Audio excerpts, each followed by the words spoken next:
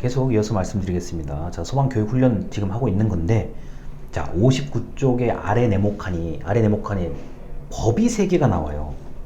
이제 여기서부터 제가 지난 시간과 지지난 시간에 말씀드렸던 행정법이 마을과 마을이 연결되고, 마을과 마을의 다리가 건설되고, 마을과 마을이 겹치고, 법과 법이 겹치고 연계된다는 얘기가 여기서부터 나오기 시작해요. 여러분, 저는 이거 지금 제 입장에서는 이 책에 나와 있는 소방에 관련되지 않은 법을 전 다 찾아봐야 돼요. 왜냐면은 이 행정법이라는 게 요렇게도 연결되고 요렇게도 연결되고, 이게 마을과 마을이 연결돼 있고 이게 딱 붙어 있을 수도 있고 좀 이게 멀리 떨어질 수도 이런 개념이거든요. 그러다 보니까 이게 얼마나 연결되어 있는지 보려면 저는 이 법을 다 찾아봐야 돼요. 근데 보니까 영유아보육법? 자, 영유아보육법 좀 봐야 돼. 이거 안 볼 수가 없어서 그렇습니다. 자, 제1조 목적. 영유아의 심신, 몸과 마음을 보호한다. 건전하게 교육한다. 자, 그리고 보호자의 경제 사회적 활동이 원활해야 된다. 이게 목적이에요. 굉장히 영유아보육법은 굉장히 범위가 넓은 법입니다. 우리나라에 영유아와 영유아의 보호자는 다 해당이 돼요. 이 법률에. 자, 근데 제2조 정의. 이 법에서 사용하는 용어의 뜻은 영유아란 6세 미만의 취약전 아동을 말한다. 여기서 영유아의 나이와 상태, 취약전이다 라는 것을 분명히 해요. 자, 보육은 안전하게, 건강하게, 발달 특성에 맞는 교육을 해야 된다. 자, 발달 특성에 맞는 교육을 해야 된다. 이런 말이 별거 아닌 것 같은데, 어떤 거예요? 자, 여러분 이제 애기들 보면 이런 거 있어요. 자, 0세반, 1세반, 2세반, 3세반, 나이별로 반을 나누잖아요. 이게 왜 나눠요? 영유아의 발달 특성에 맞게 나눈 거예요. 이 별거 아닌 것 같은데 나눈 거라고, 이렇게 다 돼 있는 거라고요. 그 다음에 세 번째 이런 게 있습니다. 어린이집이란 보호자의 위탁을 받아 영유아를 보육하는 기관을 말한다. 지금 이 교과서에 어린이집의 영유아라고 돼 있잖아요. 여기를, 자, 당연히 교육훈련과 이런 것을 염두에 두고 교육훈련을 해야 되겠죠. 얘네가 자발적으로 대피할 수 있는 능력이 제가 볼 땐 별로 없어요. 어린이집에 다니는 정도의 애들이라면 어떻게 해야 돼요? 소방관이 안고 나와야죠. 만약에 어떤 특수한 상황이 발생했을 때, 또는 선생님이 물론 조치를 1차적으로 하겠지만 만약에 다 같이 갇힌 상태라 그러면 얘기가 다른 거예요. 자, 이게 영유아보육법. 두 번째, 유아교육법입니다. 제1조 목적. 교육기본법 제9조에 따라, 교육기본법은 좀 한 달이 거쳐서 있기 때문에 제가 설명 안 드립니다. 유아교육에 관한 사항을 정한다. 제2조. 자, 용어의 뜻. 유아란 만 3세부터 초등학교 취학 전까지의 어린이를 말한다. 유아요. 자, 영유아하고 좀 다르죠. 영유아하고는 달라요. 영유아는 0에서 6세 미만, 유아는 만 3세부터 취학 전까지의 어린이, 유치원은, 자, 유아의 교육을 위해서 설립 운영되는 학교를 말한다 라고 되어 있습니다. 당연히 유치원 똑같죠. 해야죠. 교육훈련을 해야 되고, 특히 불이 무섭다는 것을 알려줘야 됩니다. 자, 초중등교육법이요. 제1조, 자, 교육기본법 제9조에 따라 목적으로 한다. 제2조, 학교의 종류, 초등, 중등, 고등, 특수, 각종 학교 이렇게 되어 있습니다. 자, 각종 학교라는 거는 미용학교, 이런 거, 요리학교 이런 것들이 각종 학교에 포함이 돼요. 자, 다 해야죠. 모든 학교는 그러면 제가 보기에는 이 초등등 교육법에 해당이 안 되는 학교는 없거든요, 거의. 그러니까 소방교육훈련의 대상이 굉장히 넓다라는 거. 자, 넘어가겠습니다. 이제 61쪽인데, 그 61쪽에 이런 게 있더라고요.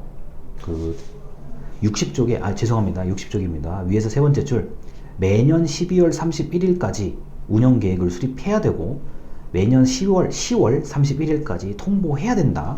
이런 그 기간은 좀 귀찮더라도 눈여겨보셔야 됩니다. 물론 이 기간은 그렇게 제가 볼 때는 크게 중요하지 않을 것 같기는 한데 한번 눈여겨보시고요. 그 다음 61쪽에 표가 있죠. 소방대원에게 실시할 교육과 훈련의 종류, 화재 진압, 인명구조, 응급처치, 인명대피, 현장지휘. 5가지가 법령에 나와 있습니다. 그리고 교육훈련의 횟수 2년마다 한 번은 해야 되고 반드시 2주 이상 해야 됩니다. 근데 여러분 이거 생각을 해보셔야 돼요. 이 지금 화재 진압 훈련 2년마다 한 번씩 하는 게 맞는 거고요. 여러분이 교육 받는다고 생각해 보세요. 그리고 2주 이상 해야 몸에 익죠. 2주 이상 해야 몸에 익죠. 제가 군대 얘기를 자꾸 예로 들어서 죄송한데 훈련소 얼마나 배워요? 4주에서 최소한 6주잖아요. 그 다음에 후반기 교육 또 배우잖아요. 왜요? 몸에 익어야죠.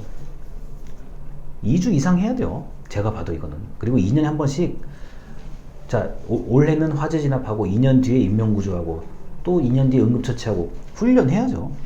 훈련은 사실 반복적으로 꾸준히 하면 제일 좋아요. 근데 우리가 그게 여건이 안 되니까 그런 건데 당연히 그렇게 해야 되는 겁니다. 자 그리고 62쪽입니다. 소방안전교육사라고 되어 있는데 자 소방안전에 관련된 교육을 전담하는 소방안전교육사라는 이 자격이 있고요. 이것까지는 이해가 될 것 같은데 여러분들이 62쪽에 1번을 보셔야 돼요. 네모 칸 안에 1번. 자 피성년 후견인, 피한정 후견인 이런 단어들이 나와요. 이거는 철저하게 민법입니다. 민법 영역이고 제가 그래서 좀 읽어 드릴게요. 피성년 후견인은 질병 등등의 정신적 제약으로 사무 처리할 능력이 지속적, 거의 사무 처리하기가 사실상 어려운 사람으로 가정법원으로부터 심판을 받은 사람이다. 극히 드물지만 있어요. 이런 경우가요. 또 피한정 후견인은 가정법원으로부터 심판을 받은 사람으로서 예전에 이것을 한정치산자라고 민법에는 표기를 했는데 이 단어가 좀 바뀌었습니다. 자, 후견 뒤에서 봐준다는 얘기인데 후견은 미성년자에 대해서 자 친권자, 그러니까 법적인 부모 등 이런 권리가 없거나 뭐 법률 행위를 할 수 없을 때 금치산이나 한정치산, 지금 방금 말씀드린 피성년 후견인, 피한정 후견인인 경우에 이를 보호하는 제도를 말한다. 무슨 말이냐면 법원이 그 어떤 혼자서 법률 행위를 할 수 없는 사람을 법원이 봐주는 경우입니다. 이런 경우가 좀 드물지만 있어요.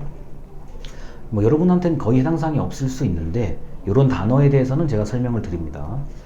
뭐 이런 경우는 좀 안 된다. 소방안전교육사는 안 된다라고 얘기를 하는 거고요. 자, 그래서 이런 내용들이 뭐 줄줄이 있어요. 줄줄이 있는데 또 계속 읽어 드려야 되니까요. 여러분 제가 이게 행정법은 여러 차례 이번 학기 끝날 때까지 제가 계속 말씀드릴 건데 이렇게도 이어져 있고 이렇게도 이어져 있고 널찍이 다리가 하나 이렇게 건설되어 있는 것도 있고 막 이래요. 그래서 이 설명을 제가 최대한 쉽게 하는 이유가 한 가지를 어렵게 설명해 버리면 이게 연결해서 설명할 때 더 까다로워져요. 그래서 제가 이렇게 적당히 예를 드는 거고 그 64쪽에 소방신호 있죠. 소방신호는 이제 그 네모칸에 보면 뭐 경계, 발화, 해제, 훈련 이렇게 돼 있는데 여러분이 민방위 훈련 때 이 사이렌 같은 거 들어보신 적이 있을 거예요. 그리고 그 경고 방송을 라디오로 들어보신 적이 있을 텐데 그런 거의 맥락이라고 보시면 되겠습니다. 그리고 65쪽에 이제 뭐 이런 그 어떤 깃발 같은 모양도 있고 게시판도 있고 그다음에 종 치는 거, 사이렌 신호 같은 게 있는데요. 여러분이 이렇게 생각할 수 있어요. 아이 교수님 뭐 휴대폰으로 하면 되는 거 아니야? 휴대폰이 되면 좋죠. 휴대폰 정보통신 기술에 따라서 이런 신호를 알면 좋은데 안타깝게도 저도 그게 아니라는 점을 얼마 전에 알았습니다. 지난번에 뭐 그 기억을 하실지 모르겠는데 저 화재 사건이 일어났었죠. 화재 사건이 일어나서 서울의 모 지역에 화재 사건이 일어나서 정보통신망이 순간적으로 모두 끊긴 적이 있었어요. 카드 결제를 했는데 카드 결제가 안 돼요. 은행 자동 인출이 안 돼요. 인터넷이 안 돼요. 전화가 안 돼요. 유선전화, 집전화 말하는 겁니다. 그런 일이 발생을 해가지고 저희 집 근처에서 있었던 일이고 그게 뭐 워낙 중요한 시설입니다. 제가 볼 때는 그게 특급 보호 시설로 분류가 돼야 될 정도로 매우 중요한 시설인데 생각을 해보세요. 결제가 안 돼요. 돈 인출이 안 돼요. 전화가 안 돼요. 어떤 일이 벌어져요? 굉장히 당황한다고요. 그런데 어떤 일이 벌어집니까 거기서? 내 휴대폰으로는 재난 알림 문자가 왔는데 왜 너는 안 오냐? 이런 차이가 있었어요. 이게 굉장히 단순한 것 같은데 한 번 딱 잘못되면, 정보통신 기술은 한 번 잘못되면 고치는데 시간이 걸려요. 그렇기 때문에 타종, 땡땡땡땡 하는 신호가 이게 필요하고, 사이렌도 그런데 만약에 사이렌이 안 될 경우 정말 타종 신호를 보내야 돼요. 사이렌도 일종의 방송이기 때문에 사이렌이 안 되면 타종 신호를 보내야 맞는 거고, 만약에 소리를 들을 수 없는 사람이라면 깃발 그리고 게시판을 붙여야 되는 게 맞는 거예요. 실제로 여러분들 동사무소, 주민센터 공무원들이 돌아다니면서 이게 문을 두드리면서 외쳐야 되는 경우들이 의외로 있어요. 산불.